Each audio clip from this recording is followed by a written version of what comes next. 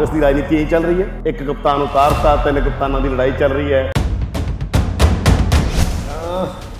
ਇਹਨੂੰ ਠੀਕ ਵੀ ਕਹਿ ਸਕਦੇ ਆ। ਤੁਹਾਨੂੰ ਲੱਗਦਾ ਹੈ ਕਲੈਕਟਿਵ ਲੀਡਰਸ਼ਿਪ ਆ ਸਿੱਧੂ, ਚੰਨੀ ਤੇ ਜਾਖੜ ਕਲੈਕਟਿਵ ਨੇ ਇਹ?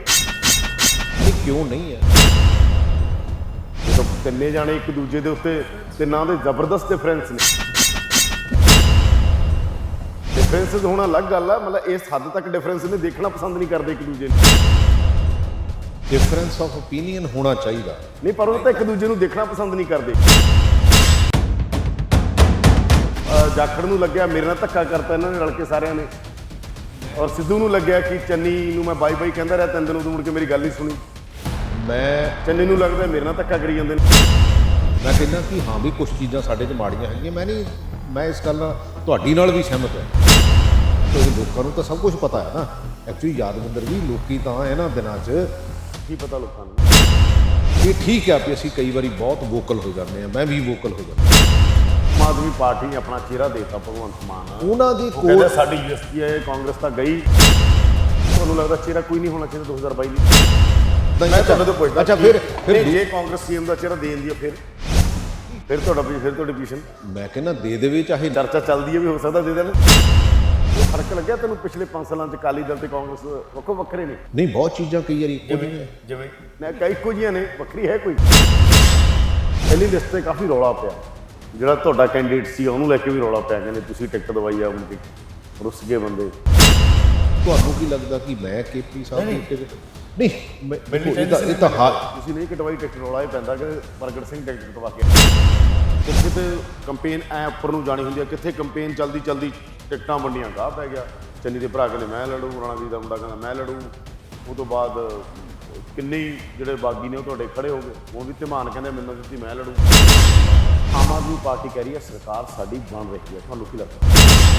ਕਿਉਂਕਿ ਜਿਹੜੀ ਵੋਟ, ਜਿਹੜੀ ਫਲਕਚੁਏਟਿੰਗ ਵੋਟ ਹੈ, ਜਿਹੜੀ ਬਦਲਾਅ ਭਾਲਦੀ ਆ, ਹੁਣ ਉਹ ਬਦਲਾਅ ਆਪ ਦੇ ਰੂਪ ਦੇ ਵਿੱਚ ਵੀ ਭਾਲ ਸਕਦੀ ਆ। ਬਦਲਾਅ ਉਹ ਜਿਹੜੀ ਸਾਡੀ ਕਿਸਾਨੀ ਆ ਉਹਦੇ ਰੂਪ ਦੇ ਵਿੱਚ ਵੀ ਭਾਲ ਸਕਦੀ ਆ।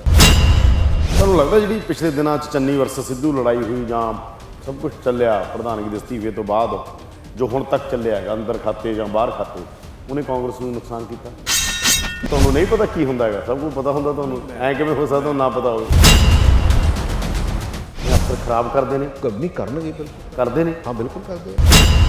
ਤੁਹਾਡੀ ਸਰਕਾਰ ਵੇਲੇ ਕਿਉਂ ਨਹੀਂ ਕਹਿੰਦੇ ਤੁਸੀਂ? ਮੈਂ ਕਹਿੰਦਾ ਬਿਲਕੁਲ, ਮੈਂ ਫਿਰ ਬਿਲਕੁਲ ਮੰਨਦੇ ਹੀ ਨਹੀਂ ਤੁਹਾਡੀ? ਨਹੀਂ ਮੰਨਦੇ।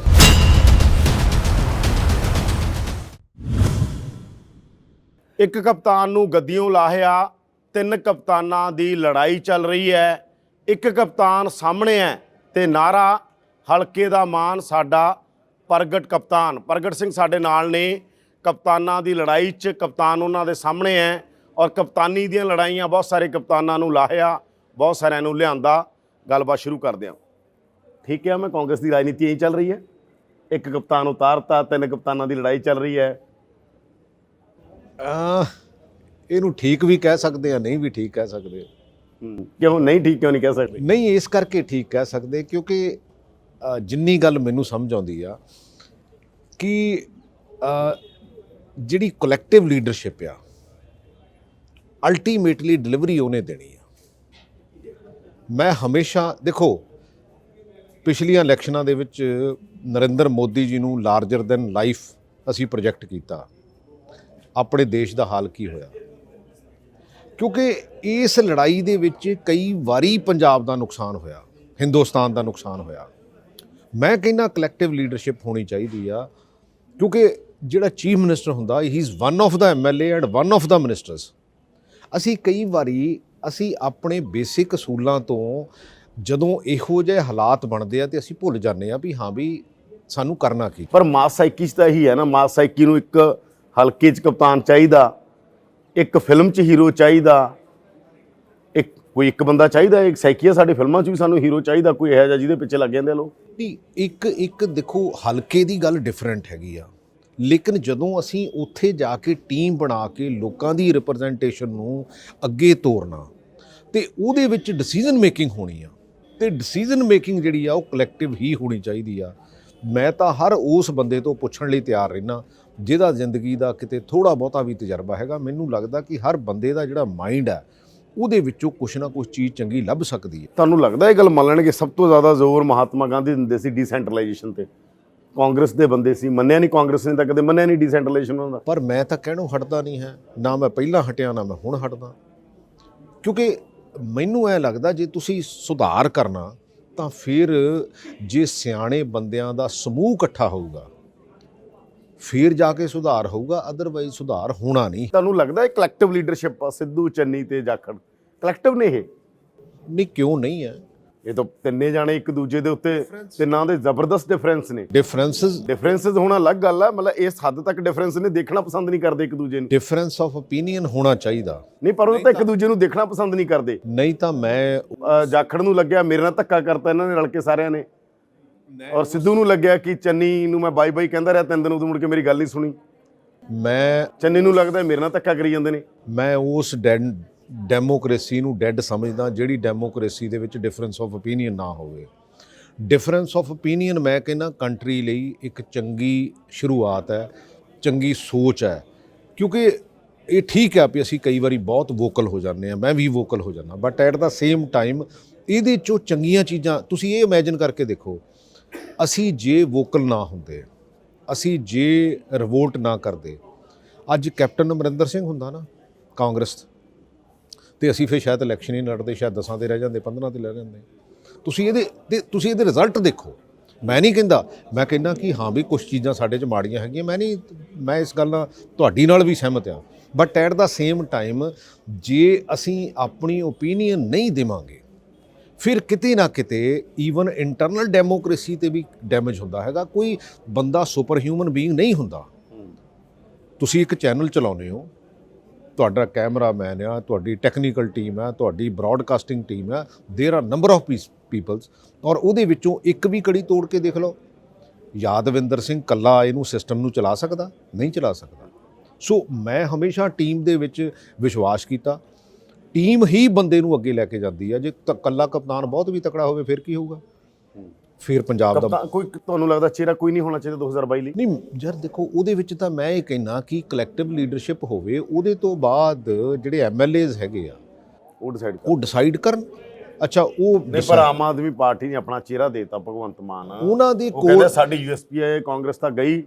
ਉਹਨਾਂ ਦੇ ਕੋਲ ਬੇਸਿਕਲੀ ਐਸਟੈਬਲਿਸ਼ ਲੀਡਰਸ਼ਿਪ ਨਹੀਂ ਸੀ, ਉਹਨਾਂ ਦਾ ਲੀਡਰਸ਼ਿਪ ਦਾ ਕ੍ਰਾਈਸਿਸ ਸੀਗਾ। ਸਾਡੇ ਕੋਲ ਤਾਂ ਆਲਰੇਡੀ ਐਸਟੈਬਲਿਸ਼ ਲੀਡਰਸ਼ਿਪ ਹੈਗੀ ਆ, ਉਹਨਾਂ ਕੋਲ ਬੇਸਿਕਲੀ ਦੇਖੋ। ਫਿਰ ਪੰਜਾਬ ਦੀ ਇੱਕ ਸਾਈਕੀ ਹੈ ਪ੍ਰਗਟ ਜੀ, ਪੰਜਾਬ ਦੀ ਪੋਲਿਟਿਕਸ ਨੂੰ ਸਟੱਡੀ ਕਰੋ ਤੁਸੀਂ, ਬੰਦੇ ਚਿਹਰਿਆਂ ਨੂੰ ਵੋਟਾਂ ਦਿੰਦੇ ਰਹੇ ਨੇ, ਚਾਹੇ ਕੈਪਟਨ ਆ ਚਾਹੇ ਬਾਦਲ ਆ, ਪਿਛਲੇ 40 ਸਾਲ ਦੀ ਰਾਜਨੀਤੀ ਦੇਖ ਲਓ ਤੁਸੀਂ। ਮੈਂ ਕਹਿਣ ਡਿਆ ਬੰਦੇ ਦਿੰਦੇ ਰਹੇ ਆ, ਚਿਹਰਿਆਂ ਦੇ ਨਾਂ ਤੇ ਵੋਟ ਪੈਂਦੀ ਰਹੀ ਹੈ। ਮੈਂ ਕਹਿੰਦਾ ਹੁਣ ਵੀ ਕਈ ਵਾਰੀ ਹੋ ਸਕਦਾ, but at the same time ਅਸੀਂ ਕਦੋਂ ਮੁੜਾਂਗੇ?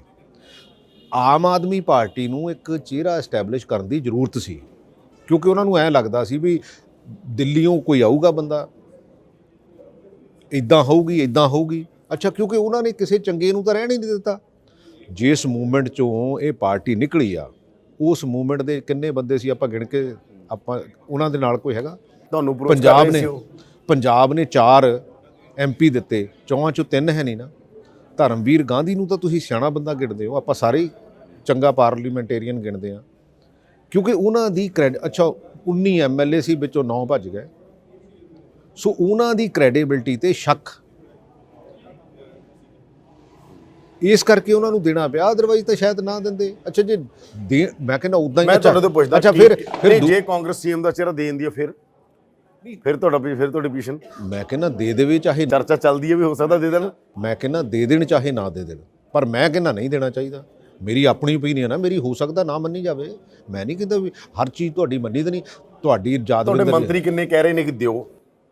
ਰਾਣਾ ਗੁਰਜੀਤ ਨੇ ਕਹਿਤਾ, ਤ੍ਰਿਪਤ ਬਾਜਵਾ ਨੇ ਕਿਹਾ। ਮੈਂ ਕਹਿਣ ਡਿਆ ਜੇ ਮੰਤਰੀ ਕਹਿ ਰਹੇ ਆ, ਉਹਨਾਂ ਦੀ ਆਪਣੀ ਓਪੀਨੀਅਨ ਹੈ।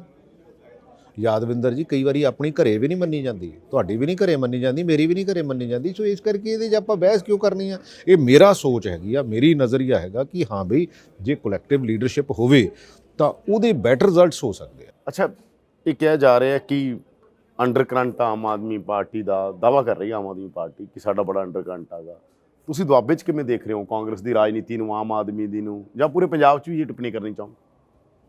ਨਹੀਂ ਦੇਖੋ, ਮੈਂ ਦੁਆਬੇ ਬਾਰੇ ਬਿਹਤਰ ਦੱਸ ਸਕਦਾ, ਕਿਉਂਕਿ ਜੇ ਜਲੰਧਰ ਦੀ ਗੱਲ ਕਰੀਏ, ਇੱਥੇ ਬੇਸਿਕਲੀ ਇੱਕ ਬੰਦਾ ਬੇਸਿਕਲੀ ਉੱਤੇ 5 ਪਰਚੇ ਦਰਜ ਆ, ਇੱਕ ਬੰਦਾ ਇਹਨਾਂ ਇਹੋ ਜਿਹੀਆਂ ਗਤੀਆਂ ਵਿਧੀਆਂ 'ਚ ਇਨਵੋਲਵ ਹੈ, ਇੱਕ ਬੰਦਾ ਨੋਨ ਫਾਈਨੈਂਸਰ ਹੈਗਾ, ਇੱਕ ਬੰਦਾ ਨੋਨ ਇਹੋ ਜਿਹਾ ਹੈਗਾ ਜਿਹਦਾ ਪਿਛੋਕੜ ਕਿਤੇ ਨਾ ਕਿਤੇ ਡਰੱਗ ਨਾਲ ਜੁੜਿਆ ਹੋਇਆ ਹੈ। ਮਤਲਬ ਕਿਹੜੇ ਬਦਲਾਅ ਦੀ ਜਿਹੜੇ ਤੁਹਾਡੇ ਖਿਲਾਫ ਕਪਤਾਨ ਨੇ ਉਹ ਮੈਂ ਮੇਰੇ ਕਹਿਣ ਦਾ ਮਤਲਬ ਹੀ ਵਾਜ਼ ਐਸਐਸਪੀ ਆਲਸੋ। ਕਿਸੇ ਨੂੰ ਮੈਂ ਨਹੀਂ ਕਹਿੰਦਾ, ਕੋਈ ਲੋਕਾਂ ਨੂੰ ਤਾਂ ਸਭ ਕੁਝ ਪਤਾ ਹੈ ਨਾ। ਐਕਚੁਅਲੀ ਯਾਦਵਿੰਦਰ ਜੀ, ਲੋਕੀ ਤਾਂ ਇਹਨਾਂ ਦਿਨਾਂ 'ਚ ਕੀ ਪਤਾ ਲੋਕਾਂ ਨੂੰ, ਮੈਂ ਕਹਿੰਦਾ ਲੋਕੀ ਤਾਂ ਇਹਨਾਂ ਦਿਨਾਂ ਦੇ ਵਿੱਚ ਬੰਦੇ ਨੂੰ ਬਿਲਕੁਲ ਨੰਗਾ ਕਰ ਲੈਂਦੇ ਆ। ਕੀ ਪਤਾ, ਮੈਂ ਤੁਹਾਡੇ ਤੋਂ ਪੁੱਛ ਰਿਹਾ। ਮੈਂ ਤਾਂ ਕਹਿਣ ਡਿਆ ਲੋਕਾਂ ਨੂੰ ਪੁੱਛੋ ਨਾ, ਲੋਕਾਂ ਨੂੰ ਪੁੱਛ ਲਓ। ਤੁਸੀਂ ਇਲੈਕਸ਼ਨ ਲੜ ਰਹੇ ਹੋ, ਤੁਸੀਂ ਕਿਉਂ ਦੱਸਣਾ?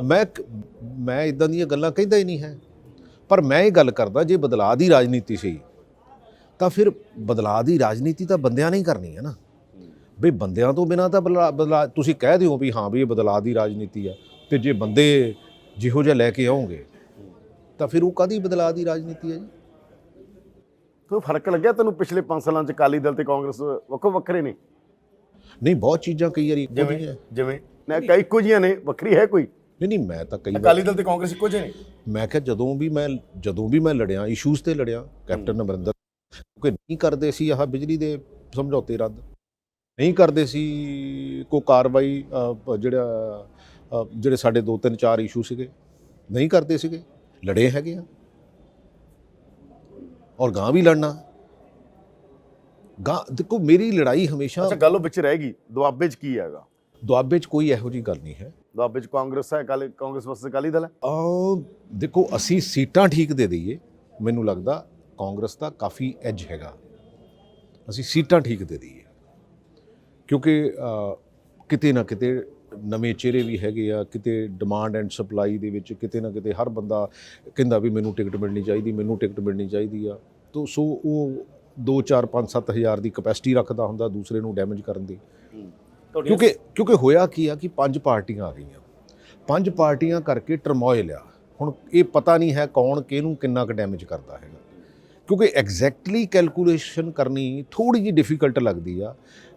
ਕਈ ਵਾਰੀ ਕੀ ਹੁੰਦਾ, ਮੰਨ ਲਓ ਸਪੋਜ਼ ਜੇ ਕਿਸਾਨਾਂ ਦੀ ਪਾਰਟੀ ਦੀ ਗੱਲ ਹੀ ਕਰ ਲਈਏ, ਹੋ ਸਕਦਾ ਕੁਛ ਇਹੋ ਜਿਹੇ ਪਰਿਵਾਰ ਵੀ ਹੋਣ ਜਿਹੜੇ ਮੇਰੇ ਨਾਲ ਨਾਰਾਜ਼ ਹੋਣ। ਅੱਛਾ, ਹੁਣ ਉਹ ਕਿੱਥੇ ਜਾਂਦੇ ਹੈਗੇ ਆ, ਕਿੱਥੇ ਨਹੀਂ ਜਾਂਦੇ ਹੈਗੇ। ਸੋ ਉਹ ਜਿਹੜੀ ਕੈਲਕੂਲੇਸ਼ਨ ਆ ਉਹ ਹੀ ਔਖੀ ਆ, ਬਾਕੀ ਹੋਰ ਕੋਈ ਏਡਾ ਲੰਮਾ ਚੌੜੀ ਗੱਲ ਨਹੀਂ ਹੈ। ਪਹਿਲੀ ਲਿਸਟ ਤੇ ਕਾਫੀ ਰੌਲਾ ਪਿਆ, ਜਿਹੜਾ ਤੁਹਾਡਾ ਕੈਂਡੀਡੇਟ ਸੀ ਉਹਨੂੰ ਲੈ ਕੇ ਵੀ ਰੌਲਾ ਪਿਆ, ਕਹਿੰਦੇ ਤੁਸੀਂ ਟਿਕਟ ਦਵਾਈ ਆ, ਮੁੜ ਕੇ ਰੁੱਸ ਗਏ ਬੰਦੇ। ਨਹੀਂ, ਮੈਂ ਯਾਰ ਦੇਖੋ, ਮੈਂ ਕਦੀ ਕਿਸੇ ਨੂੰ ਟਿਕਟ ਦਿਵਾਉਣ ਦਾ ਨਹੀਂ ਕਰਦਾ। ਮੈਂ ਤਾਂ ਇਹ ਸੁਝਾਅ ਜ਼ਰੂਰ ਦੇ ਦਿੰਦਾ ਹੁੰਦਾ, ਮੈਂ ਸੁਝਾਅ ਬਹੁਤੀਆਂ ਚੀਜ਼ਾਂ ਤੇ ਦੇ ਦਿੰਦਾ ਹੁੰਦਾ, ਪਰ ਜੇ ਕਿਤੇ ਮਨ ਹੋਵੇ ਚਾਹੇ ਨਾ ਮਨ ਹੋਵੇ ਉਹ ਇੱਕ ਅਲੱਗ ਗੱਲ ਹੈ। ਕੇਪੀ ਦੀ ਟਿਕਟ ਫਿਰ ਨਹੀਂ, ਉਹਦੇ ਤੁਹਾਨੂੰ ਕੀ ਲੱਗਦਾ ਕਿ ਮੈਂ ਕੇਪੀ ਸਾਹਿਬ ਦੀ ਟਿਕਟ ਨਹੀਂ ਇਹ ਤਾਂ ਹਾਈ ਕਮਾਂਡ ਨੂੰ ਦੇਖੋ, ਅਲਟੀਮੇਟਲੀ ਸਰਵੇ ਉਹਨਾਂ ਨੇ ਕਰਾਏ ਹੈਗੇ ਆ। ਤੁਸੀਂ ਨਹੀਂ ਕਟਵਾਈ ਟਿਕਟ, ਰੌਲਾ ਇਹ ਪੈਂਦਾ ਕਿ ਪ੍ਰਗਟ ਸਿੰਘ ਟਿਕਟ ਕਟਵਾ ਕੇ ਆਏ। ਨਹੀਂ, ਕੋਈ ਇਹੋ ਜਿਹੀ ਗੱਲ ਨਹੀਂ। ਮੈਂ ਦੇਖੋ, ਮੈਂ ਸੁਝਾਅ ਜ਼ਰੂਰ ਦੇ ਸਕਦਾ, ਪਰ ਮੈਂ ਕਦੀ ਇਦਾਂ ਦੀ, ਕਿਉਂਕਿ ਨਾ ਮੇਰੀ ਇੰਨੀ ਕਪੈਸਿਟੀ ਆ, ਮੈਂ ਨਹੀਂ ਕਹਿ ਸਕਦਾ ਕਿ ਹਾਂ ਵੀ ਫਲਾਣੇ ਨੂੰ ਦੇ ਦਿਓ ਫਲਾਣੇ ਨੂੰ ਨਾ ਦਿਓ। ਤੇ ਦੂਜੀ ਲਿਸਟ ਵਾਲੀ ਵੀ ਮਤਲਬ ਚਰਚਾ ਚੱਲ ਰਹੀ ਹੈਗੀ ਜਦੋਂ ਵੀ ਆਉਂਦੀ ਹੈ ਵੀ, ਕਿਉਂਕਿ ਕਾਂਗਰਸ ਨੂੰ ਕਿੱਥੇ ਤੇ ਕੰਪੇਨ ਐ ਉੱਪਰ ਨੂੰ ਜਾਣੀ ਹੁੰਦੀ ਹੈ, ਕਿੱਥੇ ਕੰਪੇਨ ਚਲਦੀ ਟਿਕਟਾਂ ਵੰਡੀਆਂ ਗਾਹ ਪੈ ਗਿਆ। ਚੰਨੀ ਦੇ ਭਰਾ ਕਹਿੰਦੇ ਮੈਂ ਲੜੂ, ਰਾਣਾ ਜੀ ਦਾ ਮੁੰਡਾ ਕਹਿੰਦਾ ਮੈਂ ਲੜੂ। ਉਹ ਤੋਂ ਬਾਅਦ ਕਿੰਨੇ ਜਿਹੜੇ ਬਾਗੀ ਨੇ ਉਹ ਤੁਹਾਡੇ ਖੜੇ ਹੋ ਗਏ। ਹੁਣ ਵੀ ਧਮਾਨ ਕਹਿੰਦੇ ਮੈਨੂੰ ਦਿੱਤੀ ਮੈਂ ਲੜੂ। ਚਲੋ ਇਹ ਦੇਖੋ, ਇਹ ਯਾਦ ਡੈਮੇਜ ਕਰਦੀਆਂ ਪਾਰਟੀ ਨੂੰ, ਇਹ ਡੈਮੇਜ ਕਰਦੀਆਂ ਹੈਗੀਆਂ, ਬਟ ਮੈਨੂੰ ਲੱਗਦਾ ਕਿ ਅਲਟੀਮੇਟਲੀ ਸੈਟਲ ਚੀਜ਼ਾਂ ਹੋ ਜਾਂਦੀਆਂ। ਅਲਟੀਮੇਟਲੀ ਇਹ ਚੀਜ਼ਾਂ ਸੈਟਲ ਹੋਣਗੀਆਂ ਉਦੋਂ ਤੱਕ ਲੇਟ ਤਾਂ ਨਹੀਂ ਹੋ ਜਾਓਗੇ? ਨਹੀਂ, ਆਈ ਡੋਂਟ ਥਿੰਕ ਸੋ। ਮੈਨੂੰ ਨਹੀਂ ਲੱਗਦਾ, ਕਿਉਂਕਿ ਰੁਸਰਸਾਈਆ ਵੀ ਹੁੰਦਾ ਆ। 3 ਬੰਦਿਆਂ ਨੇ, 4 ਬੰਦਿਆਂ ਨੇ, 5 ਬੰਦਿਆਂ ਨੇ ਟਿਕਟਸ ਦੀ ਅਪਲਾਈ ਕੀਤੀ ਹੁੰਦੀ ਆ, ਉਹ ਨੈਚੁਰਲੀ ਆ ਉਹਨਾਂ ਦਾ, ਉਹ ਕਿਸੇ ਨਾ ਕਿਸੇ ਤਰ੍ਹਾਂ ਹੱਕ ਜਤਾਉਂਦੇ ਹੈਗੇ ਆ। ਸੋ ਇਹ ਸਾਰੀਆਂ ਚੀਜ਼ਾਂ ਹੁੰਦੀਆਂ ਆ ਤੇ ਹੁੰਦੀਆਂ ਰਹਿਣੀਆਂ। ਵਿਕਰਮ ਮਜੀਠੀਆ ਦੀ ਜ਼ਮਾਨਤ ਰੱਦ ਹੋਈ ਹੈ, ਤੁਹਾਨੂੰ ਪਤਾ ਲੱਗਿਆ ਹੋ? ਮੈਨੂੰ ਹਜੇ ਨਹੀਂ ਪਤਾ। ਵਿਕਰਮ ਮਜੀਠੀਆ ਦੀ ਜ਼ਮਾਨਤ ਰੱਦ ਹੋ ਗਈ ਹਾਈ ਕੋਰਟ 'ਚੋਂ, ਸੁਪਰੀਮ ਕੋਰਟ ਜਾ ਰਹੇ ਨੇ। ਦੇਖੋ, ਇਹ ਤਾਂ ਹੁਣ ਲਾਅ ਜੋ ਵੀ ਆਪਣਾ ਕੋਰਸ ਲਊਗਾ ਉਹ ਮੇਰੇ ਖਿਆਲ ਉਹਦੇ ਮੁਤਾਬਕ ਹੀ ਗਾਂ ਤੁਰੂਗਾ ਗੱਲ। ਤੁਹਾਨੂੰ ਲੱਗਦਾ ਜਦੋਂ ਸਰਕਾਰ ਬਦਲੀ ਸੀ ਬਹੁਤ ਸਾਰੀਆਂ ਜਿਹੜੀਆਂ ਕਮਿਟਮੈਂਟ ਕੀਤੀਆਂ ਸਾਰੀਆਂ ਹੋ ਗਈਆਂ, ਹੁਣ ਤੁਸੀਂ ਖੁਸ਼ ਹੋਗੇ? ਨਹੀਂ, ਸਿਰਫ ਅਸੀਂ ਇਹ ਮਹਿਸੂਸ ਕਰਾਉਣ ਦੇ ਵਿੱਚ ਕਾਮਯਾਬ ਹੋਏ ਹਾਂ ਕਿ ਇਹ ਲੋਕਾਂ ਦੀ ਸਰਕਾਰ ਹੈ। ਉਹਦੇ ਵਿੱਚ ਕੁਝ ਇਸ਼ੂ ਇਦਾਂ ਦੇ ਵੀ ਹੈਗੇ, ਮੰਨ ਲਓ 3 ਰੁਪਏ ਅਸੀਂ ਬਿਜਲੀ ਸਸਤੀ ਕੀਤੀ ਆ, ਜਿਹੜਾ ਪਾਵਰ ਪਰਚੇਜ਼ ਐਗਰੀਮੈਂਟ ਆ ਉਹਦੀਆਂ ਜਿਹੜੀਆਂ ਫਾਈਨੈਂਸ਼ੀਅਲ ਕਲੌਜ਼ਸ ਹੈਗੀਆਂ ਉਹਨੂੰ ਕੈਂਸਲ ਕਰਕੇ ਉਹ 6000 ਕਰੋੜ ਰੁਪਈਆ ਜਿਹੜਾ ਪੰਜਾਬ ਦਾ ਉਹ ਬਚਾ ਕੇ ਉਹਨਾਂ ਕੰਪਨੀਆਂ ਦੇ ਉੱਤੇ ਪਾਇਆ ਹੈਗਾ। ਸੋ ਇਸ ਤਰ੍ਹਾਂ ਦੇ ਕਈ ਇਦਾਂ ਦੇ ਇਸ਼ੂ ਹੈਗੇ ਆ ਜਿਹੜੇ ਅਸੀਂ ਪਾਰਸ਼ਲੀ ਇੰਪਲੀਮੈਂਟ ਕਰ ਸਕੇ ਆ, ਫੁੱਲੀ ਇੰਪਲੀਮੈਂਟ ਕਰ ਸਕੇ ਆ, ਕੁਛ ਕੁ ਮਤਲਬ ਥੋੜੀ ਪਰਸੈਂਟੇਜ ਇੰਪਲੀਮੈਂਟ ਕਰ ਸਕੇ, ਕਿਉਂਕਿ ਅਲਟੀਮੇਟਲੀ ਐਗਜ਼ੀਕਿਊਸ਼ਨ ਜਿਹੜੀ ਆ ਉਹ 90 ਦਿਨਾਂ ਦੇ ਵਿੱਚ ਸ਼ਾਇਦ ਉਨੀ ਨਹੀਂ ਹੋ ਸਕਦੀ ਜਿੰਨੀ ਹੋਣੀ ਚਾਹੀਦੀ ਹੈ। ਆਮ ਆਦਮੀ ਪਾਰਟੀ ਕਹਿ ਰਹੀ ਹੈ ਸਰਕਾਰ ਸਾਡੀ ਬਣ ਰਹੀ ਹੈ, ਤੁਹਾਨੂੰ ਕੀ ਲੱਗਦਾ? ਮੈਨੂੰ ਨਹੀਂ ਕਦੀ ਲੱਗਦਾ। ਕਿੰਨਾ ਤੁਹਾਨੂੰ ਤੁਹਾਡੀ ਅਸੈਸਮੈਂਟ ਕੀ ਹੈ ਵੈਸੇ ਆਪ ਤੁਹਾਡੀ ਪਾਰਟੀ ਦੀਆਂ ਸੀਟਾਂ ਦੀ? ਮੈਨੂੰ ਲੱਗਦਾ ਦੇਖੋ ਜਿਹੜਾ ਇਹ 5 ਤਰਫਾ ਮੁਕਾਬਲਾ ਆ ਇਹਦੇ ਵਿੱਚ ਅਸੀਂ ਆਪਣੀ ਵੋਟ ਹੋਲਡ ਕਰ ਲਈਏ ਤਾਂ we will definitely make the government. ਅਸੀਂ ਜੇ ਜਿਹੜੀ ਆਪਣੀ ਵੋਟ ਆ ਨਾ ਉਹੀ ਹੋਲਡ ਕਰ ਲਈਏ, ਜਿੰਨੀ ਕੁ ਗੱਲ ਮੈਨੂੰ ਕੈਲਕੂਲੇਸ਼ਨ ਦੀ ਸਮਝ ਆਉਂਦੀ ਹੈ। ਜਿਹੜਾ ਤੁਹਾਡਾ 36% ਵੋਟ ਬੈਂਕ ਹੈਗਾ, ਹਾਂ ਇਹ ਜ਼ਰੂਰ ਹੈਗਾ। 30% ਤੇ ਸਰਕਾਰ ਬਣੂਗੀ ਇਸ ਵਾਰ? ਹਾਂਜੀ, ਸਰਕਾਰ 30% ਤੇ ਬਣੂ? ਨਹੀਂ ਸਰਕਾਰ ਕਦੇ 37 ਤੇ ਬਣੀਆਂ, ਕਦੇ 40 ਤੇ ਬਣੀਆਂ, ਤੁਹਾਨੂੰ ਹੀ ਆਉਂਦਾ ਰਿਹਾ? ਮੈਨੂੰ ਲੱਗਦਾ ਇਸ ਵਾਰੀ ਪਰਸੈਂਟੇਜ ਘੱਟ ਤੇ, ਕਿਉਂਕਿ ਮੁਕਾਬਲਾ 5 ਕੋਣਾ ਹੋ ਗਿਆ।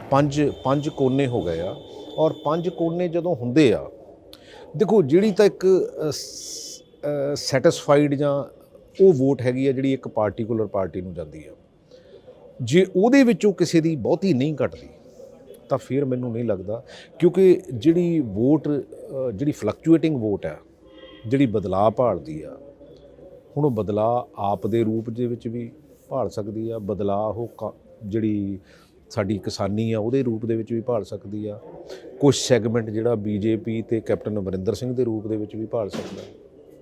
ਸੋ ਇਹ ਔਰ ਆਪ ਦਾ ਕੋਈ ਥੱਲੇ ਸਟਰਕਚਰ ਨਹੀਂ ਹੈਗਾ, ਇਹ ਤਾਂ ਪਿਓਰਲੀ ਇੱਕ ਜਿਹੜੀ ਹੈਗੀ ਆ ਸੋਸ਼ਲ ਮੀਡੀਆ ਤੇ ਮੀਡੀਆ ਤੇ ਉਭਾਰੀ ਹੋਈ ਕੰਪੇਨ ਆ।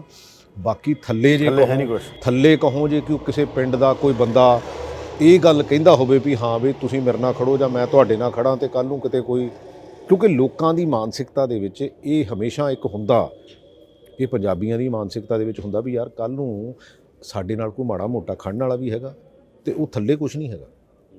ਇਹ ਇੱਕ ਹਵਾ ਹੈਗੀ ਆ, ਹਵਾ ਦੁਆਬੇ ਦੇ ਵਿੱਚ ਤਾਂ ਬਹੁਤੀ ਉਹ ਵੀ ਹੈ ਨਹੀਂ। ਕੀ ਲੱਗਦਾ ਫਿਰ ਹਵਾ ਹੀ ਰਹੇਗੀ ਤੁਹਾਨੂੰ ਲੱਗਦਾ? ਕੁਛ ਮੈਨੂੰ ਲੱਗਦਾ ਹਵਾ ਹੀ ਰਹੂਗੀ। ਲੜਾਈ ਫਿਰ ਅਕਾਲੀ ਦਲ ਨਾਲ?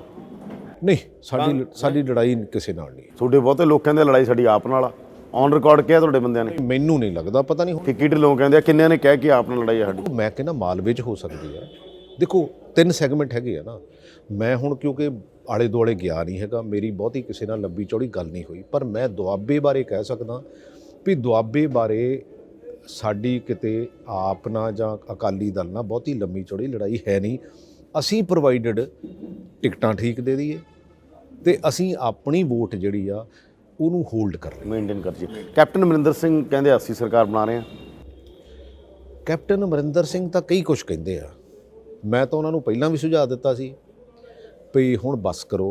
ਉਹ ਕਹਿੰਦੇ ਆ ਗਈ ਸਾਡੇ ਕੋਲ ਹਾਕੀ ਆ ਗਈ, ਹੁਣ ਤਾਂ ਗੋਲ ਹੁੰਦੇ ਦੇਖਿਓ। ਨਹੀਂ ਹਾਕੀ ਉਹਨਾਂ ਕੋਲ ਤਾਂ ਖੂੰਡੀ ਤਾਂ ਹੈਗੀ ਆ ਬੀਜੇਪੀ ਕੋਲ, ਇਹਨਾਂ ਕੋਲ ਤਾਂ ਖਿੱਦ ਹੋਈ ਆ, ਉਹ ਤਾਂ ਜਿੱਧਰ ਨੂੰ ਮਾਰਦੇ ਉੱਧਰ ਨੂੰ ਤੁਰ ਪੈਂਦੇ। ਐਕਚੁਅਲੀ ਅਸਲੀ ਇਹਨਾਂ ਦੀ ਪ੍ਰੋਬਲਮ ਤਾਂ ਡਿਫਰੈਂਟ ਹੈਗੀ ਆ। ਮੈਂ ਤਾਂ ਇਹਨਾਂ ਨੂੰ ਕਿਹਾ ਸੀ ਜਾਂ ਤਾਂ ਇੱਥੇ ਆ ਜਾਓ, ਛਾਉਣੀ ਆ ਜਾਓ, ਇੱਥੇ ਲੜ ਲੈਂਦੇ ਆਪਾਂ। ਕੈਪਟਨ ਮੈਂ ਜਾਂ ਕਿਹਾ ਸੀ ਵੀ ਤੁਸੀਂ ਕੁਇਟ ਕਰ ਜਾਓ, ਕਿਉਂਕਿ ਮੈਨੂੰ ਲੱਗਦਾ ਕਿ ਗ੍ਰੇਸਫੁਲੀ ਜਿਹੜਾ ਉਹ ਕੁਇਟ ਕਰ ਲੈਣਾ ਚਾਹੀਦਾ। ਕੀ ਲੱਗਦਾ ਗਾ ਕੈਪਟਨ ਅਮਰਿੰਦਰ ਸਿੰਘ ਦਾ ਫਿਊਚਰ ਕੀ ਦੇਖਦੇ ਹੋ ਤੁਸੀਂ? ਮੈਨੂੰ ਨਹੀਂ ਕੋਈ ਬਹੁਤਾ ਫਿਊਚਰ ਲੱਗਦਾ। ਠੀਕ ਹੈ, ਹੋ ਸਕਦਾ ਪਟਿਆਲੇ ਤੋਂ, ਮੈਂ ਕੁਝ ਕਮੈਂਟ ਨਹੀਂ ਕਰ ਸਕਦਾ ਕਿਉਂਕਿ ਬਹੁਤ ਪੁਰਾਣੀ ਸੀਟ ਹੈਗੀ ਆ, ਲੀਗੇਸੀ ਹੈਗੀ ਆ। ਅੱਛਾ ਜੇ ਇੱਕ MLA ਜਿੱਤ ਵੀ ਜਾਊਗਾ ਤਾਂ ਫਿਰ ਵੀ ਕੀ ਆ, ਕਿਉਂਕਿ ਇਹੋ ਜਿਹੇ ਟਾਲ ਲੀਡਰ ਨੂੰ ਇਹੋ ਜਿਹੀਆਂ ਗੱਲਾਂ, ਇਹੋ ਜਿਹੇ ਹਾਲਾਤ ਮੈਨੂੰ ਲੱਗਦਾ ਕਿ ਪੈਦਾ ਨਹੀਂ ਹੋਣ ਦੇਣੇ ਚਾਹੀਦੇ ਸੀ। ਇਸ ਬੰਦੇ ਨੇ ਪੈਦਾ ਕੀਤੇ ਆ ਇਹ ਹਾਲਾਤ। ਤੁਹਾਨੂੰ ਲੱਗਦਾ ਜਿਹੜੀ ਪਿਛਲੇ ਦਿਨਾਂ 'ਚ ਚੰਨੀ ਵਰਸਸ ਸਿੱਧੂ ਲੜਾਈ ਹੋਈ ਜਾਂ ਸਭ ਕੁਝ ਚੱਲਿਆ ਪ੍ਰਧਾਨਗੀ ਦੇ ਅਸਤੀਫੇ ਤੋਂ ਬਾਅਦ, ਜੋ ਹੁਣ ਤੱਕ ਚੱਲਿਆ ਹੈਗਾ ਅੰਦਰ ਖਾਤੇ ਜਾਂ ਬਾਹਰ ਖਾਤੇ, ਉਹਨੇ ਕਾਂਗਰਸ ਨੂੰ ਨੁਕਸਾਨ ਕੀਤਾ? ਮੈਨੂੰ ਨਹੀਂ ਲੱਗਦਾ। ਮੈਨੂੰ ਲੱਗਦਾ ਡੈਮੋਕ੍ਰੇਸੀ ਲਈ, ਇੰਟਰਨਲ ਡੈਮੋਕ੍ਰੇਸੀ ਲਈ ਚੰਗੀ ਚੀਜ਼ ਆ। ਇੰਨੀ ਜ਼ਿਆਦਾ ਮਤਲਬ ਤੁਹਾਡੀ ਪਰਸੈਪਸ਼ਨ ਖਰਾਬ ਹੋ ਜੇ ਕਿ ਤੁਹਾਡਾ ਨੁਕਸਾਨ ਹੀ ਹੋ ਜੇ? ਕੋਈ ਮੇਰੇ ਤਾਂ ਕਦੀ ਨਹੀਂ ਪਰਸੈਪਸ਼ਨ। ਤੁਹਾਨੂੰ ਲੱਗਾ ਨਹੀਂ ਖਰਾਬ ਹੋਇਆ ਕੁਝ? ਕਾਂਗਰਸ ਨੂੰ ਕੁਝ ਨਹੀਂ ਹੋਇਆ ਇਹ ਲੜਾਈ 'ਚ? ਨਹੀਂ ਦੇਖੋ, ਹਰ ਬੰਦੇ ਲੜਾਈ ਹਟਾਉਣ ਦੀ ਕੋਸ਼ਿਸ਼ ਕਰਦੇ ਚੱਲਣ ਤੋਂ ਫਿਰ ਜ਼ਿਆਦਾ ਹੋ ਲੈਣ। ਹਰ ਬੰਦੇ ਦਾ ਨਜ਼ਰੀਆ ਦੇਖਣ ਦਾ। ਨਹੀਂ, ਮੈਂ ਨਹੀਂ ਕਹਿੰਦਾ ਕਿ ਇੰਨਾ ਓਪਨ ਹੋਣੀ ਚਾਹੀਦੀ ਹੈ। ਮੈਂ ਨਹੀਂ, ਤੁਹਾਡੇ ਲੀਡਰ ਕਹਿੰਦੇ ਪਾਰਟੀ ਪਲੇਟਫਾਰਮ ਤੇ ਬੋਲੋ, ਪਰ ਉਹ ਮੀਡੀਆ 'ਚ ਬੋਲਿਆ ਗਿਆ ਤਾਂ ਬਹੁਤ ਕੁਝ। ਮੈਂ ਤਾਂ ਕਹਿਣ ਡਿਆ ਵੀ ਇੰਨਾ ਓਪਨਲੀ ਨਹੀਂ ਕਹਿਣਾ ਚਾਹੀਦਾ, ਪਰ ਜੇ ਇੰਟਰਨਲ ਤੁਹਾਡੀਆਂ ਸੀਟਾਂ ਵੰਡਣ ਨੂੰ ਲੈ ਕੇ ਇੰਨੀ ਲੜਾਈ ਹੋ ਗਈ ਜਦੋਂ ਸਕਰੀਨਿੰਗ ਕਮੇਟੀ 'ਚ ਸੋਨੀਆ ਨੂੰ ਕਹਿਣਾ ਪਿਆ ਹੁਣ ਫੇਰ ਕਮੇਟੀ ਬਣਾਉਣੀ ਪਈ ਹੈ।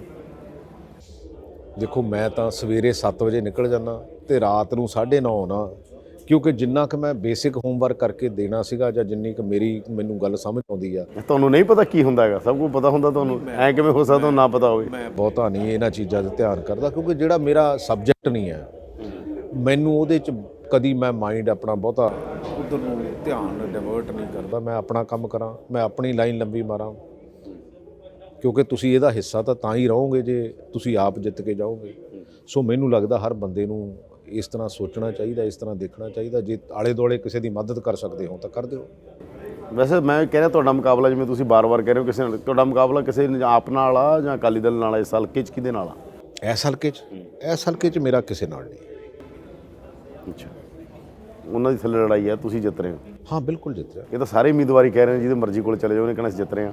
ਨਹੀਂ ਚਲੋ ਉਹ ਤਾਂ ਕਿਉਂਕਿ ਇਹ ਤਾਂ ਹੁਣ ਕਹਿ ਲਓ ਕਿ 10 ਮਾਰਚ ਆ ਨਾ, ਇਹਦਾ ਰਿਜ਼ਲਟ ਆਉਣਾ, ਉਧਰ ਨੂੰ ਪਤਾ ਲੱਗ ਹੀ ਜਾਣਾ ਸਾਰਿਆਂ ਦਾ, ਕਿਉਂਕਿ ਕਲੇਮ ਤਾਂ ਸਾਰੇ ਕਰਦੇ, ਇਹਦੇ 'ਚ ਕੋਈ ਦੋਰਾਮਾ ਨਹੀਂ। ਪਰ ਮੈਨੂੰ ਇਹ ਮਹਿਸੂਸ ਹੁੰਦਾ, ਕਿਉਂਕਿ ਮੈਂ ਚਲੋ 2 ਇਲੈਕਸ਼ਨਾਂ ਆਲਰੇਡੀ ਲੜੀਆਂ ਇਸ ਹਲਕੇ ਤੋਂ, ਤੇ ਇਸ ਹਲਕੇ 'ਚ ਜੋ ਮੈਂ ਕਰ ਸਕਿਆ, ਜੋ ਮੈਂ ਪਰਸੈਪਸ਼ਨ ਕ੍ਰੀਏਟ ਕਰ ਸਕਿਆ, ਜੋ ਮੇਰਾ ਲੋਕਾਂ ਦੇ ਵਿੱਚ ਜਿਹੜੀ ਮੇਰੀ ਪਰਸੈਪਸ਼ਨ ਹੈਗੀ ਆ, ਮੈਨੂੰ ਇਹ ਫੀਲ ਹੁੰਦਾ ਕਿ ਕਿਉਂਕਿ ਲੋਕਾਂ ਦੀ ਬਾਡੀ ਲੈਂਗੁਏਜ ਤੋਂ ਪਤਾ ਲੱਗ ਜਾਂਦਾ ਕਿ ਹਾਂ ਬਈ ਅਲਟੀਮੇਟਲੀ ਤੁਸੀਂ ਕਿੱਥੇ ਖੜੇ। ਪ੍ਰਗਟ ਸਿੰਘ ਆਪਦੇ ਆਪ ਨੂੰ ਕਦੇ ਸੀਐਮ ਚਿਹਰੇ ਦੇ ਤੌਰ ਤੇ ਦੇਖਦੇ ਨੇ ਕਿ ਜਿਵੇਂ? ਮੈਂ ਕਦੀ ਨਹੀਂ ਮੈਂ ਤਾਂ ਹਮੇਸ਼ਾ ਟੀਮ ਪਲੇਅਰ ਆ। ਜੇ ਪਾਰਟੀ ਕਹੇ ਕਿ ਪ੍ਰਗਟ ਸਾਡਾ ਸੀਐਮ ਚਿਹਰਾ, CM is one of the MLA and one of the ministers.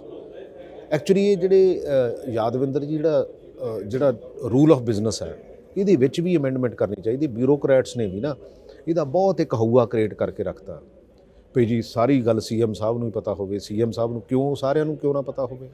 ਕਿਉਂ ਨਾ ਉੱਥੇ ਓਪੀਨੀਅਨ? ਕਿਉਂਕਿ ਬਿਊਰੋਕਰੈਟ ਨੂੰ ਇੱਕ ਬੰਦੇ ਨੂੰ ਹੈਂਡਲ ਕਰਨਾ ਬੜਾ ਸੌਖਾ, ਕਿਉਂਕਿ ਉਹਦੇ ਕੋਲ ਸਮਾਂ ਥੋੜ੍ਹਾ ਹੁੰਦਾ। ਇਹਨੀ ਫਾਈਲ ਚੱਜ ਨਾਲ ਪੜ੍ਹਾਉਣ ਨਹੀਂ ਦੇਣੀ, ਉਹਦਾ ਮਾਈਂਡ ਅਪਲਾਈ ਹੋਣ ਨਹੀਂ ਦੇਣਾ। ਸੋ ਮੈਨੂੰ ਲੱਗਦਾ ਕਿ ਸਾਨੂੰ ਸਾਰਿਆਂ ਨੂੰ ਸਿਆਣਪ ਨਾਲ ਇਹਦੇ ਵਿੱਚ ਅਮੈਂਡਮੈਂਟਸ ਲੈ ਕੇ ਆਉਣੀਆਂ ਚਾਹੀਦੀਆਂ, ਤਾਂ ਕਿ ਯਾਰ ਲੈਟ ਐਵਰੀਬਾਡੀ। ਸਰਕਾਰ ਅਫਸਰ ਚਲਾਉਂਦੇ ਨੇ, ਮੈਂ ਨਹੀਂ ਕਹਿੰਦਾ ਸਰਕਾਰ ਅਫਸਰ ਨਹੀਂ ਚਲਾਉਂਦੇ, but at the same time ਇਹੋ ਜਿਹੇ ਰੂਲ ਆਫ ਬਿਜ਼ਨਸ ਜਿਹੜੇ ਗਵਰਨਮੈਂਟ ਨੂੰ ਰਨ ਕਰਨ ਦੇ ਬਣਾ ਦਿੰਦੇ ਆ। ਇਹ ਅਫਸਰ ਖਰਾਬ ਕਰਦੇ ਨੇ? ਨਹੀਂ ਕਰਨਗੇ, ਬਿਲਕੁਲ ਕਰਦੇ ਨੇ। ਹਾਂ ਬਿਲਕੁਲ ਕਰਦੇ ਆ। ਕਿਸੇ ਕੋਈ ਵੀ ਸਰਕਾਰ ਹੋਵੇ, ਅਫਸਰ ਆਪਦੇ ਮੁਤਾਬਕ ਜਦੋਂ ਤੁਸੀਂ ਪਾਵਰ ਨੂੰ ਸੈਂਟਰਲਾਈਜ਼ ਕਰੋਗੇ, ਉਹਦੇ ਵਿੱਚ ਸਮੱਸਿਆ ਆਊਗੀ ਜ਼ਰੂਰ। ਯਾਰ ਯਾਦਵਿੰਦਰ ਕੱਲਾ ਸੁਪਰ ਹਿਊਮਨ ਬੀਇੰਗ ਨਹੀਂ ਹੋ ਸਕਦਾ, ਪ੍ਰਗਟ ਸਿੰਘ ਕੱਲਾ ਸੁਪਰ ਹਿਊਮਨ ਬੀਇੰਗ ਨਹੀਂ ਹੋ ਸਕਦਾ ਜਿਹਨੂੰ ਹਰ ਚੀਜ਼ ਦਾ ਪਤਾ ਹੋਵੇ। ਸੋ let it discuss it in the system. ਅੱਛਾ ਵੀ ਉੱਥੇ ਅਸੀਂ ਕਿਉਂ ਨਹੀਂ 15 ਦਿਨ ਦਾ, ਮਹੀਨੇ ਦਾ ਜਿਹੜੇ ਸੈਸ਼ਨ ਹੈ ਉਹ ਰੱਖਦੇ? ਅਸੀਂ 1 ਦਿਨ ਦਾ, 1.5 ਦਿਨ ਦਾ ਡਰਦੇ ਕਿਉਂ ਆ ਬਈ? ਯਾਰ let everybody speak out their mind. ਤੁਹਾਡੀ ਸਰਕਾਰ ਵੇਲੇ ਕਿਉਂ ਨਹੀਂ ਕਹਿੰਦੇ ਤੁਸੀਂ? ਮੈਂ ਕਹਿੰਦਾ ਬਿਲਕੁਲ ਕਹਿੰਦਾ, ਮੈਂ ਬਿਲਕੁਲ। ਫਿਰ ਮੰਨਦੇ ਨਹੀਂ? ਤੁਹਾਡੀ ਨਹੀਂ ਮੰਨਦੇ। ਹਰ ਚੀਜ਼ ਜ਼ਰੂਰੀ ਤਾਂ ਨਹੀਂ ਹੈ ਵੀ ਤੁਹਾਡੀ ਮੰਨ ਹੋਣੀ। ਮੈਂ ਤਾਂ ਜਿੰਨੇ ਵੀ ਸਪੀਕਰ ਜਦੋਂ ਵੀ ਆਏ ਆ, ਮੈਂ ਕਿਹਾ ਯਾਰ ਆਪਾਂ ਮਹੀਨੇ ਦਾ ਸੈਸ਼ਨ ਰੱਖੀਏ ਬਈ। ਐਂਡ ਆਫ ਦਾ ਡੇ ਤਾਂ ਜਿਹੜਾ ਲੀਡਰ ਆਫ ਦਾ ਹਾਊਸ ਆ ਉਹਨੇ ਹੀ ਸਾਰਿਆਂ ਤੋਂ ਬਾਅਦ ਬੋਲਣਾ ਹੁੰਦਾ। ਅੱਛਾ ਅਸੀਂ ਡਰਦੇ ਕਾਹਦੇ ਲਈ ਆ ਯਾਰ? ਯਾਦਵਿੰਦਰ ਜੀ ਤੁਸੀਂ ਓਪੋਜੀਸ਼ਨ 'ਚ ਬੋਲੋ, ਮੈਂ ਬੋਲਾਂ। ਮੈਂ ਤਾਂ ਇੱਥੋਂ ਤੱਕ ਵੀ ਕਹਿੰਦਾ ਕਿ ਜਿਹੜੀਆਂ ਇਲੈਕਸ਼ਨਸ ਹੈਗੀਆਂ, ਹਰ ਕੌਂਸਟੀਚੁਐਂਸੀ ਦੀ ਓਪਨ ਡਿਬੇਟ ਹੋਣੀ ਚਾਹੀਦੀ। ਪ੍ਰੈਜ਼ੀਡੈਂਸ਼ੀਅਲ ਡਿਬੇਟ ਮੰਗੋ, ਅਮਰੀਕਾ 'ਚ ਹੁੰਦੀ। ਬਿਲਕੁਲ ਡਿਬੇਟ ਹੋਣੀ ਚਾਹੀਦੀ, ਤਾਂ ਕਿ ਲੋਕਾਂ ਨੂੰ ਪਤਾ ਤਾਂ ਲੱਗੇ ਯਾਰ ਇਹ ਬੰਦੇ ਦਾ ਮਾਈਂਡ ਕੁਛ ਹੈਗਾ ਕਿ ਨਹੀਂ ਹੈਗਾ। ਇਹ ਸਾਨੂੰ ਰਿਪਰੈਜ਼ੈਂਟ ਕਰਨਾ ਇਸ ਬੰਦੇ ਨੇ, ਇਹਦੀ ਪਾਰਟੀ ਦੀ ਆਈਡੀਓਲੋਜੀ ਕੀ ਹੈਗੀ ਆ, ਇਹਦਾ ਆਪਣਾ ਮਾਈਂਡ ਕੀ ਕਹਿੰਦਾ ਹੈਗਾ। ਤੇ ਜੇ ਬੰਦੇ ਕੋਲ ਯੈਸ ਆ ਰਹੀ ਆ ਤਾਂ ਫਿਰ ਆਪਾਂ ਉਹਦੇ ਤੋਂ ਕੀ ਕੱਢਣਾ ਪਾਉਣਾ? ਫਿਰ ਉਹ ਕੀ ਡੈਮੋਕ੍ਰੇਸੀ ਸਾਡੀ ਨੂੰ ਦੇ ਜੂ? ਮੈਂ ਤਾਂ ਕਹਿੰਦਾ ਤੁਸੀਂ ਟਰਾਈ ਕਰੋ ਇੱਕ ਵਾਰੀ, ਇਸ ਵਾਰੀ ਨਹੀਂ ਅਗਲੀ ਵਾਰੀ ਟਰਾਈ ਕਰੋ ਵੀ, ਤਾਂ ਕਿ ਇੱਕ ਵੱਡਾ ਸਟੇਡੀਅਮ ਹੋਵੇ ਜਿਹਦੇ ਵਿੱਚ ਓਪਨ ਇਨਵੀਟੇਸ਼ਨ ਹੋਵੇ ਸਾਰੇ ਹਲਕੇ ਦੇ। ਕੇਜਰੀਵਾਲ ਨੇ ਸੱਦਾ ਦਿੱਤਾ ਸੀਗਾ, ਪਹਿਲਾਂ ਕੇਜਰੀਵਾਲ ਨੂੰ ਕਹੇਗਾ ਡਿਬੇਟ ਕਰੇ, ਫਿਰ ਕੇਜਰੀਵਾਲ ਨੇ ਕਿਹਾ ਭਗਵੰਤ ਸਾਡੇ ਵੱਲੋਂ ਤਿਆਰ ਆ, ਸਿੱਧੂ ਆ ਜੇ। ਭਗਵੰਤ ਕਹਿੰਦੇ ਆ ਜੇ ਸਿੱਧੂ। ਗੋਲਡੀ ਕਹਿੰਦਾ ਮੇਰੇ ਨਾਲ ਆ ਕੇ ਕਰ ਲਏ ਭਗਵੰਤ। ਤਾਂ ਇਹ ਫਿਰ ਇੱਕ ਦੂਜੇ ਨੂੰ ਐਂ ਕਹਿੰਦੇ ਰਹਿਣਾ ਜਾਂ ਡਿਬੇਟ ਕਦੇ ਹੋ ਸਕਦੀ? ਸਾਡੀ ਦੇਖੋ ਅਮਰੀਕਨ ਡੈਮੋਕ੍ਰੇਸੀ ਬੜੀ ਰਿਚ ਆ, ਉੱਥੇ ਹੁੰਦੀ ਹੈ ਪ੍ਰੈਜ਼ੀਡੈਂਸ਼ੀਅਲ ਡਿਬੇਟ, ਸਾਡੇ ਹੋ ਸਕਦੀ ਹੈ? ਮੈਂ ਕਹਿੰਦਾ ਬਿਲਕੁਲ ਹੋ ਸਕਦੀ ਆ। ਮੈਂ ਤਾਂ ਕਹਿੰਦਾ ਸਟਾਰਟ ਹੀ ਆਪਾਂ ਬੇਸਿਕਲੀ ਕਾਂਗਰਸ ਕਿਉਂ ਨਹੀਂ ਕਰਦੀ ਸਟਾਰਟ? ਯਾਰ ਮੈਂ ਕਹਿੰਦਾ ਕਨਸਟੀਚੁਐਂਸੀਜ਼ ਤੋਂ ਕਰ ਲੈਣੀ ਚਾਹੀਦੀ ਆ। ਦੇਖੋ ਅਲਟੀਮੇਟਲੀ ਕਿਤੇ ਨਾ ਕਿਤੇ ਤਾਂ ਸਾਨੂੰ ਇਨੀਸ਼ੀਏਟਿਵਸ ਲੈਣੇ ਪੈਣਗੇ। ਅੱਛਾ ਲੋਕਾਂ ਨੂੰ ਪਤਾ ਲੱਗੇ ਯਾਰ ਵੀ ਸਾਡਾ ਜਿਹੜਾ ਅਸੀਂ ਜਿਹਨੂੰ ਚੁਣਨ ਲੱਗੇ ਆ ਉਹ ਸਿਰਫ ਤੇ ਸਿਰਫ ਇੱਕ ਹਾਂਜੀ ਕਹਿਣ ਵਾਲਾ ਹੀ ਆ, ਯੈਸ ਸਰ ਕਹਿਣ ਵਾਲਾ ਹੀ ਆ, ਕਿ ਉਹਦੇ ਪੱਲੇ ਵੀ ਹੈਗਾ ਕੁਝ। ਅੱਛਾ ਲੈਟ ਦਾ ਪੀਪਲ ਡਿਸਾਈਡ। ਉਹਦੇ ਨਾਲ ਹੋਊਗਾ ਕਿ ਡੈਮੋਕ੍ਰੇਸੀ ਓਪਨ ਅਪ ਹੋਊਗੀ, ਡੈਮੋਕ੍ਰੇਸੀ ਦੇ ਵਿੱਚ ਰਿਚਨੈਸ ਆਊਗੀ। ਅੱਛਾ ਫਿਰ ਇੰਟੈਲੀਜੈਂਟ ਬੰਦੇ ਆਇਆ ਕਰਨਗੇ ਵੀ ਯਾਰ ਅੱਛਾ ਪਾਰਟੀਆਂ ਨੂੰ ਵੀ ਸਮਝ ਆਊਗੀ ਵੀ ਅਸੀਂ ਡੰਮੀ ਨਹੀਂ ਲੈਣੇ, ਅਸੀਂ ਮਸਲ ਪਾਵਰ ਤੇ ਮਨੀ ਪਾਵਰ ਨਹੀਂ ਇਕੱਠੀ ਕਰਨੀ, ਅਸੀਂ ਇੰਟੈਲੈਕਚੁਅਲ ਲੈਣਗੇ। ਉਹ ਫਿਰ ਹੌਲੀ ਹੌਲੀ ਬਦਲਾਅ ਆਊਗਾ, ਤਾਂ ਹੀ ਬਦਲਾਅ ਆ ਸਕਦਾ, ਅਦਰਵਾਈਜ਼ ਕਿਵੇਂ? ਤੁਹਾਨੂੰ ਲੱਗਦਾ ਕਦੇ ਬਦਲਾਅ ਆਊਗਾ? ਇਹ ਜਿਹੜੀ ਪਾਰਲੀਮੈਂਟਰੀ ਡੈਮੋਕ੍ਰੇਸੀ 'ਚ ਤੁਸੀਂ ਤਾਂ ਸਭ ਕੁਝ ਦੇਖ ਲਿਆ, ਤੁਹਾਨੂੰ ਲੱਗਦਾ ਕਿ ਇਹੋ ਜਿਹਾ ਬੰਦਾ ਆਜੂ ਜਾਂ ਜਾਦੂ ਹੋ ਜੂ ਨਾ ਚੇਂਜ ਹੋ ਜੂ? ਯਾਰ 10 ਸਾਲ ਤਾਂ ਦੇਖ ਲਿਆ, ਤੁਸੀਂ ਬਹੁਤ ਨੇੜੇ ਹੋ। ਮੈਂ ਤਾਂ ਯਾਦਵਿੰਦਰ ਅੱਧਾ ਗਲਾਸ ਭਰਿਆ ਦੇਖਦਾ, ਅੱਧਾ ਖਾਲੀ ਨਹੀਂ ਦੇਖਦਾ। ਨਹੀਂ ਤਾਂ ਐਕਸਪੀਰੀਅੰਸ 'ਚ ਤਾਂ ਬੰਦਾ ਕਹਿੰਦੀ ਹੈ ਯਾਰ ਹੋਊ ਕੁਛ, ਹੁਣ ਤੱਕ ਹੋਇਆ ਕੁਛ? ਤੁਹਾਨੂੰ ਲੱਗਦਾ ਹੁੰਦਾ ਕੁਛ? ਯਾਰ ਹੋਇਆ ਬੇਸਿਕਲੀ ਸੁਖਬੀਰ ਬਾਦਲ ਹੁਣੀ ਕਿੱਥੇ ਆ? ਮੈਂ ਹੀ ਲੜਿਆ। ਆ ਕੈਪਟਨ ਅਮਰਿੰਦਰ ਸਿੰਘ ਕਿੱਥੇ ਆ? ਇਹ ਬਦਲਾਅ ਹੀ ਆ। ਇਹ ਵੀ ਇੱਕ ਕਿਸਮ ਦਾ ਬਦਲਾਅ ਆ ਕਿ ਨਹੀਂ ਬਦਲਾਅ ਆ? ਮਤਲਬ ਚੰਨੀ ਦਾ ਚੀਫ ਮਿਨਿਸਟਰ ਬਣਨਾ ਵੀ ਤਾਂ ਬਦਲਾਅ ਆ। ਸੋ ਇਹੋ ਜਿਹੀਆਂ ਬਦਲਾਅ ਜਿਹੜੇ ਆ ਦੇਖੇ ਜਾ ਸਕਦੇ ਆ, ਕੋਈ ਇਹੋ ਜਿਹੀ ਗੱਲ ਤਾਂ ਹੈ ਨਹੀਂ ਗੀ। ਕਿਉਂਕਿ ਇੱਕ ਵਾਰੀ ਸਿਸਟਮ ਤੇ ਚੜ੍ਹ ਜਾਈਏ, ਇੱਕ ਗੱਲ ਨੂੰ ਸਮਝਣ ਤਾਂ ਲੱਗ ਪਈਏ, ਕਿਉਂਕਿ ਇਹ ਇੱਕ ਬੈਰੀਅਰ ਮਾਈਂਡ ਦਾ ਬਣਾਇਆ ਹੁੰਦਾ ਵੀ ਯਾਰ ਆਹ ਨਹੀਂ ਕਰਨਾ, ਆਹ ਨਹੀਂ ਕਰਨਾ, ਆਹ ਨਹੀਂ ਕਰਨਾ। ਯਾਰ ਲੈਟ ਇਟ ਬੀ ਓਪਨ ਯਾਰ। ਇਹ ਮੇਰੀ ਇਕੱਲੇ ਦੀ ਤਾਂ ਨਹੀਂ ਹੈ, ਪੰਜਾਬ ਮੇਰਾ ਇਕੱਲੇ ਦਾ ਤਾਂ ਨਹੀਂ, ਓਨਾ ਹੀ ਯਾਦਵਿੰਦਰ ਦਾ ਓਨਾ ਹੀ ਮੇਰਾ ਆ, ਤੇ ਸਾਡੀ ਕੰਟਰੀਬਿਊਸ਼ਨ ਸਭ ਦੀ ਹੋਣੀ ਚਾਹੀਦੀ ਹੈ। ਮੈਨੂੰ ਕੀ ਸੰਗ ਆ ਜੇ ਕੋਈ ਯਾਦਵਿੰਦਰ ਨੂੰ ਚੰਗੀ ਗੱਲ ਪਤਾ ਹੋਵੇ ਤਾਂ ਮੈਂ ਯਾਦਵਿੰਦਰ ਤੋਂ ਨਾ ਪੁੱਛਾਂ। ਧੰਨਵਾਦ ਪ੍ਰਗਟ ਜੀ, ਬਹੁਤ ਬਹੁਤ ਧੰਨਵਾਦ ਤੁਹਾਡਾ। Thank you sir. ਇਹ ਸਨ ਪੰਜਾਬ ਦੇ ਸਿੱਖਿਆ ਤੇ ਖੇਡ ਮੰਤਰੀ ਪ੍ਰਗਟ ਸਿੰਘ, ਜਿਨ੍ਹਾਂ ਦਾ ਦਾਅਵਾ ਕਿ ਦੁਆਬੇ 'ਚ ਕਿਸੇ ਦੀ ਹਵਾ ਨਹੀਂ ਹੈ, ਦੁਆਬੇ 'ਚ ਕਾਂਗਰਸ ਨੂੰ ਚੰਗਾ ਰਿਸਪੌਂਸ ਮਿਲ ਰਿਹਾ। ਉਹਨਾਂ ਦਾ ਕਹਿਣਾ ਸਿਸਟਮ ਬਦਲੇਗਾ, ਪਰ ਹੌਲੀ ਹੌਲੀ ਬਦਲੇਗਾ।